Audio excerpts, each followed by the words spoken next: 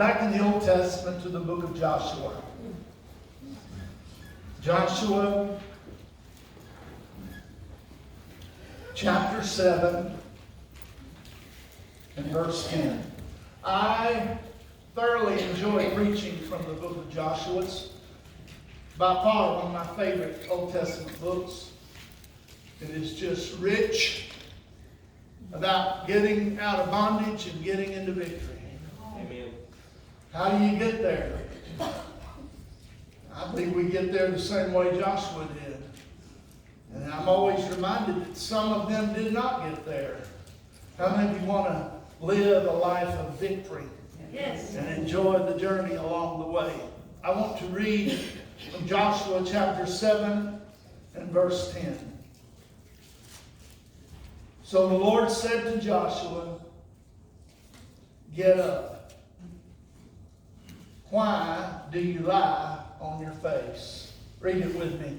The Lord said to Joshua, "Get up. Why do you lie on your face?" I want to talk a few minutes this morning, and I want us to hear the Lord say to us. We want to borrow these words, and I believe the Holy Spirit is saying through His Word today, get up. Turn to somebody and say, get up. It's time to get up. Been laying down long enough. Been sitting long enough. Come on. Yes. Been staying in the same place long enough. It's time to get up and go. Yes. It's time to get up from where you're at and go to where you need to be. I want to talk for a few minutes today specifically on dealing with disappointment. Dealing with disappointment. Disappointment comes in many ways. And I want to tell you, we've all experienced the emotion of disappointment. I want you, if you can, by the way, I was reminded today that, when we worship and we come together, the greatest fight we have is distractions. It's the greatest fight we have is distractions. I want you to focus with me today, and I want you to, for a few minutes, think about some of the disappointments you've had in your life. Maybe some of the recent disappointments, maybe it's been in the past, maybe it was in your childhood, maybe it's this morning, maybe it's right here, right now. We think about disappointments, we automatically think about problems. A problem is nothing more than an opportunity. When my teacher taught math, she always said, I'm going to put a what? I'm going to put a problem on the board. When you go into algebra, the problems get more complicated. Yes, they do. You get into other areas that I never flourished in. You get more problematic problems. How many of you know that life sometimes presents problems that are a challenge? Sometimes problems produce disappointment.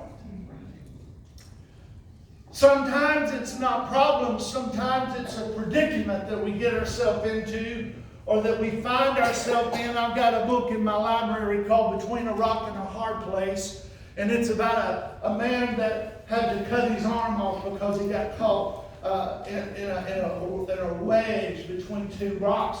And sometimes we find ourselves in a predicament, and because of that we're disappointed. Problems and predicaments, and sometimes people disappoint us. Sometimes we're disappointed because of pain, and we want the pain to be over. Sometimes it's our past. Sometimes it's because our plan failed. I mean, when you plan something, you plan for victory, right? I mean, you don't plan to fail. You plan for a victorious journey, a victorious episode, a project. Brother Brian Bain is planning to become mayor of Fort Payne. Amen. Amen. He announced this week, and So the plan is always good. The plan is to have a good day. How many of you ever left the house and the plan was to have a good day? You take your kids on a picnic. The plan was to have a good day. You go to work and you work hard, and the plan is to get a good paycheck. I mean, we all plan, but sometimes there's disappointment. Sometimes things happen and life happens, and sometimes we just find ourselves in disappointment. We're disappointed when someone dies. We're disappointed when there is a disability or an inability to do what we want to do. Well, we could spend a lot of time talking about disappointment, but I think we've all got it in our mind. Some people are disappointed with life. Amen. Some people are disappointed in marriage. Some people are disappointed in why? Because they had a plan, didn't fulfill. Sometimes there's a delay. You want disappointment? Let your plan and my plan be delayed. Right. We don't like delay. No. We said we have patience until we need it, and then we can't seem to find it. Praise it, brother. I mean, we say we're going to be patient, and we don't mind the delay, but delay is something that produces disappointment. I'm going to talk about several things today about disappointment, now that you kind of got it in your mind. No one here has not experienced disappointment. Somebody might be sitting here today saying, I've experienced more disappointment than anybody else. You, my friend, are kind of my focus today. I want to help you deal with disappointment. I like what Joyce Meyer says. She says that we have to go from disappointment to reappointment. We've all been disappointed because of this or that, but the truth is there comes a time where we have to have a reappointment. Joshua had been disappointed in Joshua chapter 7 and verse 10 because God had told him in the first part of the chapter, in the first part of the book, rather, he had told him earlier, I'm going to go with you, you will not fail, you will be victorious. I mean, you read that in chapter 1 and it sounds like everything is going to be hunky-dory, as we call it. I mean, read chapter 1 and you will see and you'll think, my Lord, this is going to be a cakewalk. This is going to be wonderful. They're going to walk right in there. And God is not a man that he should lie. Right. But sin got in the camp. Right. And when they went to Ai, many of them were killed. Yes. Right. And they were defeated. And Joshua was disappointed. He put ash on his head, he ripped his clothing and laid down in depression, laid down in disappointment. And God said, it's time to get up. I'm talking to somebody here today, and the Lord is saying through me, by his Spirit, it's time to get up. Amen. It's time to get up out of the ash, out of the sorrow, out of the pity, out of the disappointment. See, you and I cannot consistently and constantly live in an attitude of disappointment. And so the first thing I want to talk to you about today is a place called disappointment. You don't want to live in a place called disappointment. I've ministered to a lot of people, counseled, listened to a lot of people, and realized that they were disappointed when they got up and they were disappointed when they went to bed. I preached funerals of people who were just simply disappointed with life. What's the big deal? People get disappointed with life and sometimes take their own life. Right. Right. There's a story told, history tells us about a man by the name of John Fremont. John Fremont was an explorer. He was born in Savannah, Georgia, but he was alive in the mid-1800s, and the fact is, interestingly enough, he was the first Republican presidential candidate. He wasn't the first Republican president. Anybody want to tell me who that was? Abe Lincoln. But John Fremont and Kit Carson were explorers. They explored the western states, they explored Kansas, they explored the Midwest and went on out, and they explored Nevada, and they explored Utah, and some of you will remember studying these names in American history.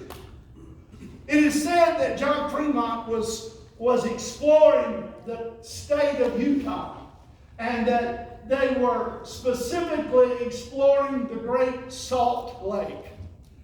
And they found an island in the Salt Lake, and they went and they were looking for food. They were looking for wildlife. They searched the island, they hunted, they finally came to the conclusion there was no wildlife on the island. There was no food to be found. And John Fremont, getting on the boat, it said that he named that island Disappointment Island. Has anybody ever been in a place of disappointment where you feel like you just can't get what you need in your life? I just can't seem to find joy. I just can't seem to find peace. We sing about today. I just can't seem to get my ducks in a row. This is what I hear a lot of. I just can't seem to get ahead. I just can't seem to pay the bills. I just can't seem to, I have people say, I just can't seem to find a good husband. I just can't seem to find a good wife. I have people say things like this. I just struck out. I'm disappointed.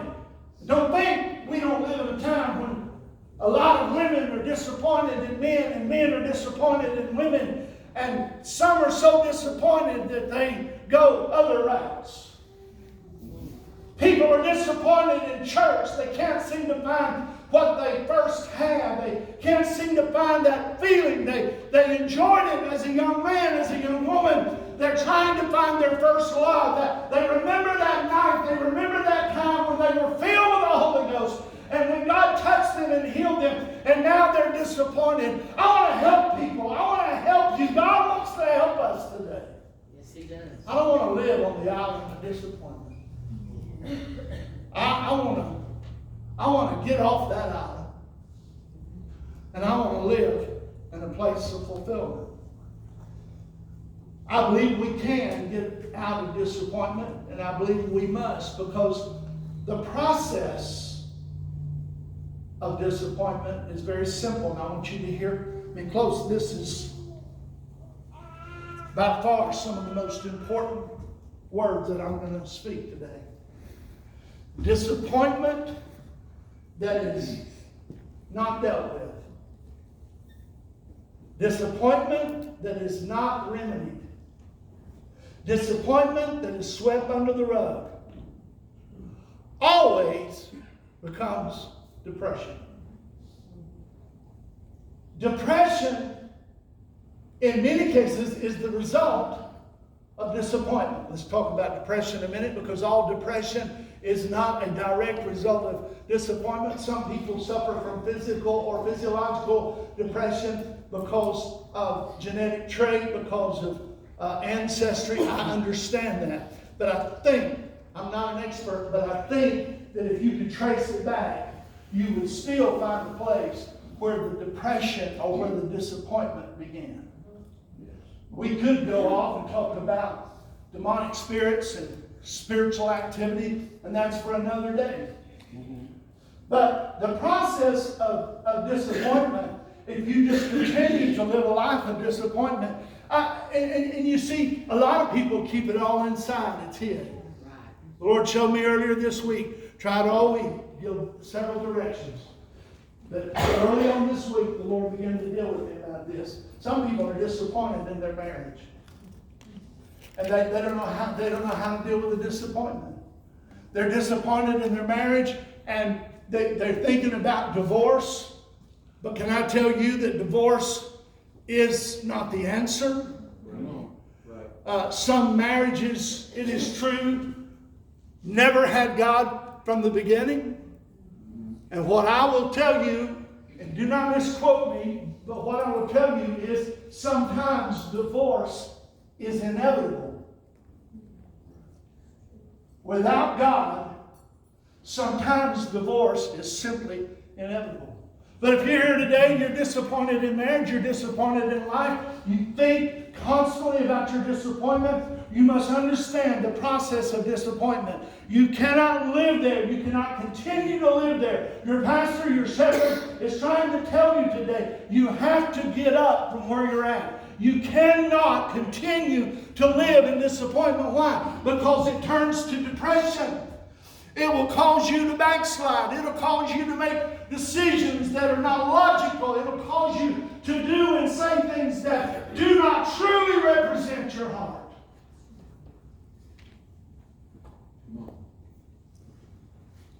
The journey from disappointment to depression sometimes is not a very long journey.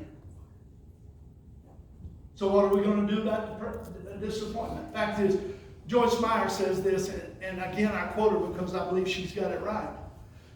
She says this: the problem in the church is not our inability to deal with depression, it's our inability to deal with disappointment. Every time we're disappointed, we have a responsibility to stand up. Every time we're disappointed in a person, we have a choice to make, a decision to make. Am I going to, in fact, the Bible talks about not going to sleep with wrath and aught in your heart. The Bible talks about how to deal with disappointment in people and disappointment in circumstances. So we need to understand that every time we're disappointed, we have a choice to make. You know what we do a lot of times? We just bundle up and sit down. And say, I'm going to live in my disappointment. Preachers get disappointed in churches. Members get disappointed in preachers. We get disappointed in jobs. We planned, it sure did look good in the beginning. One man said, it seemed like a good idea at the time. Well, when disappointment comes, I want to talk for a few minutes, and the Lord's going to help us today with the prescription for disappointment. Let's go to Philippians chapter 3. It'll be on the screen. Philippians 3 and 13. Where he said, brethren, I do not count myself to have apprehended. But one thing I do. Forgetting those things which are behind and reaching forward to those things which are ahead. Amen. You say, Pastor, I'm going to forget the things which are behind. But I'm not there yet. Got a question for you. Why not? What are you waiting on? You think you're going to get up one morning and ding, the bell goes off and it's like, oh, I just feel like forgiving and forgetting today. Everybody said no. I'm going to tell you, if you depend on your natural feelings, you will never feel like forgiving. That's right. Forgiveness is not something that comes natural. Forgiveness is something that comes by the Spirit. Paul said, I forget those things. Pastor, I just can't forget what my ex did to me. I just can't forget what my parents did. I just can't forget what somebody said to me. You can make a choice today to let it go. Amen. You can make a choice today that says, I am going to forget. And I'm going to tell you, it doesn't always happen instantly.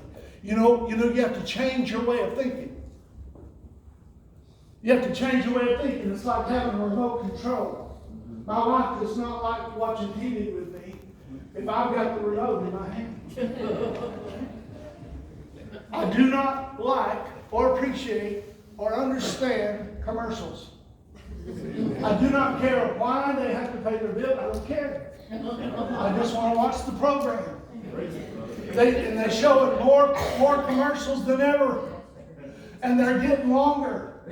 I watched the half-hour TV not too long ago, and I guarantee you there was more commercial time in the 30 minutes than there was program time. But there comes a time you need to change the channel. And somebody here today needs to hear this. It's time for you to change the channel. I talked to a young man this week. My wife and I talked to a young man this week. Hadn't seen him in a long time. Within 2 minutes, he was talking about a situation from 3 years ago. Honey, that's a long time to be disappointed in somebody. That's a long time. I know preachers that are still bitter because of something that happened. You know what I'm talking about. Preachers that are still bitter because of something that happened 25 years ago. Folks, at some point you gotta decide, I'm not going to be disappointed. And so what we're saying is, go from disappointment to reappointment. Shake it off. Let's do what Paul did. Let's get our eyes on a new prize. Let's get our eyes on a new vision. That one's done. The past, you can't change the past. And if you try to live in that disappointment, let it go. If you're disappointed in a job, fine. Let it go and get another job. Amen. If you're disappointed in your church, pray until you're not disappointed in your church. I got you. I got you there. Good preaching. Another message for another day. Isaiah 43, verse 18 says, "Do not remember the former things, nor consider the things of old. Yes. Behold, I will do a new thing.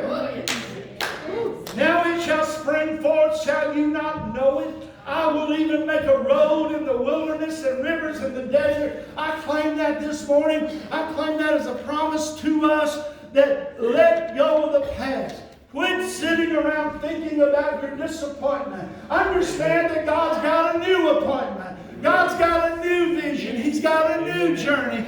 It's okay, Pastor, I don't want to put my hope in anything else. See, anybody that says that lets me know they're in transition from disappointment to depression. I was determined not to preach a lot about it this morning, but I would say this. Do not depend on medication to cure depression. Amen. Okay?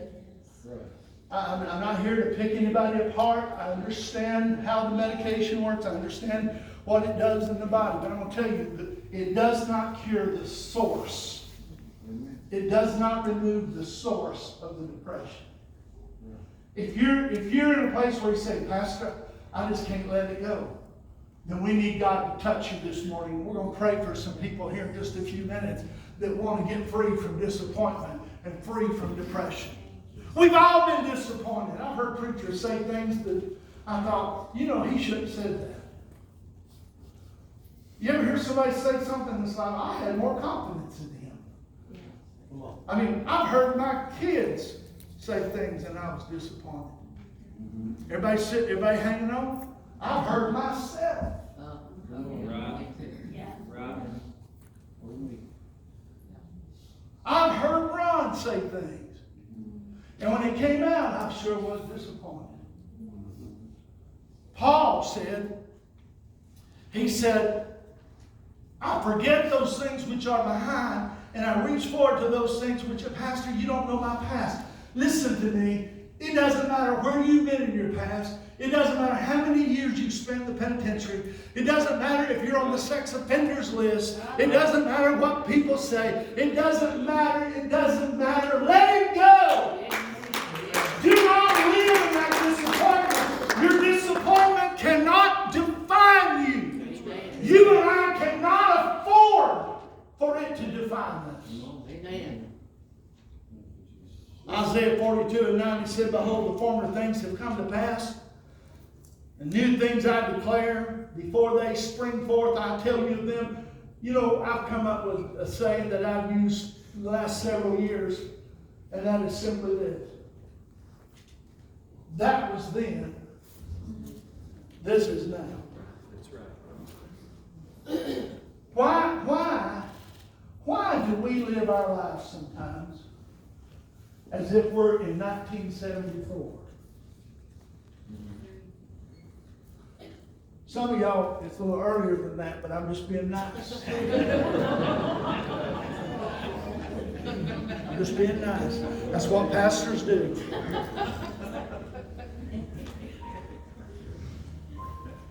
You know how many hours of my life I've wasted living in the past?